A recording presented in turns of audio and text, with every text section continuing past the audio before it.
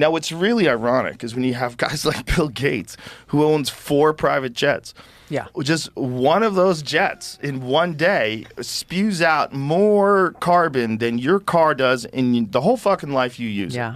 And this guy's flying all over the place, buddy, that they're going to have to eat fake meat. That's like the ultimate elitism when you look at people like Bill Gates, you look at people like John Kerry, who justify their own contradiction of their philosophy. I know, exactly. When he got busted and he lied, John Kerry, did you see that video? What did he get busted for? Well, because he was saying that I've never had a private jet. I don't own a private jet. Have you seen that? Have you seen this? You have to see this. Yeah. Jamie, pull that video up because it's hilarious. He's just flat out lying. Absolutely and they think we're lying. so stupid that we're going to just buy their bold-faced lies. Yeah.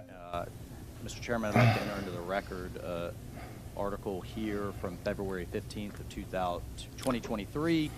The John Kerry family private jet was sold shortly after accusations of climate hypocrisy. Mr. Secretary, do you stand by that testimony that you've never owned or I personally, your family? I personally, My wife. On that plane. Not in a number of years, but I have flown on it. And this article is not then inaccurate, that your family owned a plane, you flew on a plane. My wife owned here's plane. this isn't some kind of partisan gotcha. When we are asking Americans to make serious sacrifices as we transition for the common good, and your family and or yourself are flying around on private jets, that smacks of hypocrisy. It actually hurts your cause, Mr. Secretary. But I'll move on. I just want to know from a record standpoint. Afford me the right, at least, to set the record straight here. I do not fly on a private jet. I do not fly. I fly commercially. Have you flown on a private jet since you've taken this position? Just let me finish. I have flown 5 times in the last 2.5 years on Milair, which you also fly on, or some of you who travel fly on, 5 times. This is not the important part. The important part, Jamie, is before this. Pause it. The important part is before this. What does he say? Where he's saying, I never owned a private jet. I don't know. You guys got to stop saying that. Yeah. See if you can find that. He was very strong in his... Because that's the more interesting part. It's all special interest, everything, right? I mean, the more you look, self-interest, right? I mean, it is ultimately, it's about self-interest. Yeah, when he says that, it's before he talks to this gentleman. So it's hilarious. It's hilarious because he just flat out lies and then he gets busted. Yeah. My wife owned a jet. Oh, that person. Oh, that lady. So how do you come up against these guys? Because that's the kind of people that are running for president and the kind of people that are running for governors or any the kind of people that are the vice president and president right now? Yeah, I mean... how do you battle these guys? Because you're a local girl, just like grew up like me, and that's the kind of people we're up against, It's true. I mean, the challenge is that it's not only them and their propaganda that they're spewing, is they have their tentacles and their propaganda arms out through the mainstream media and through, some massive monopoly big tech corporations.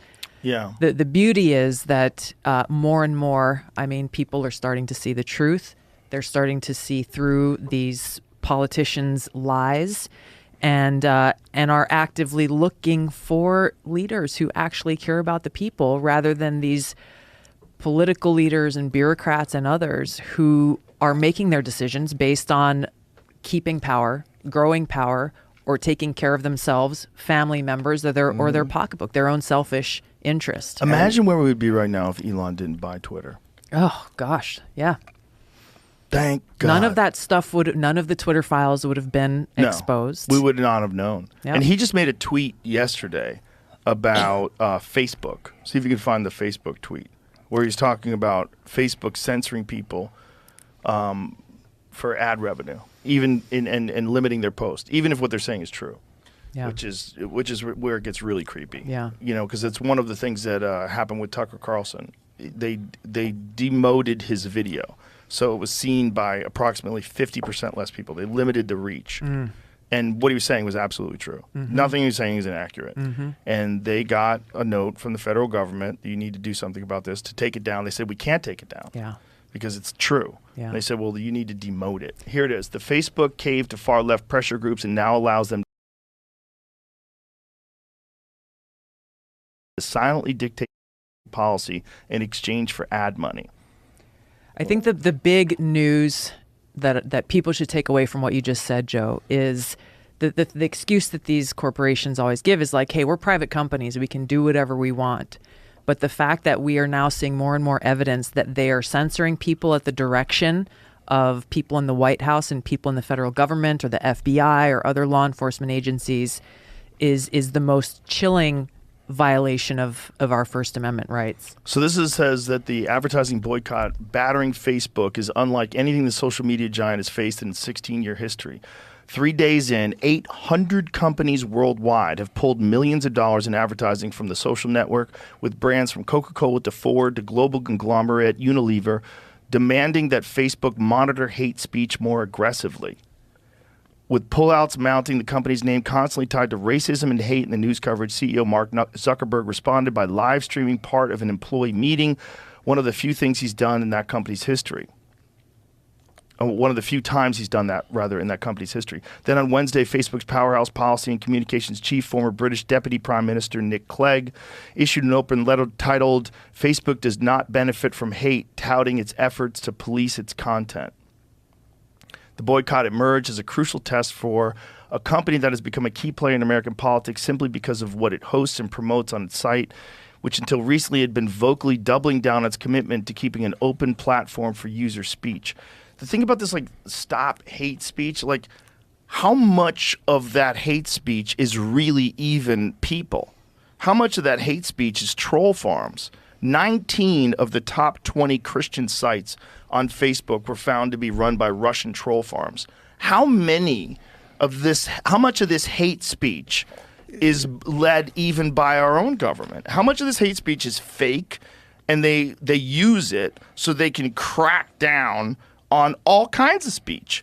Exactly. And I think that's the thing right there.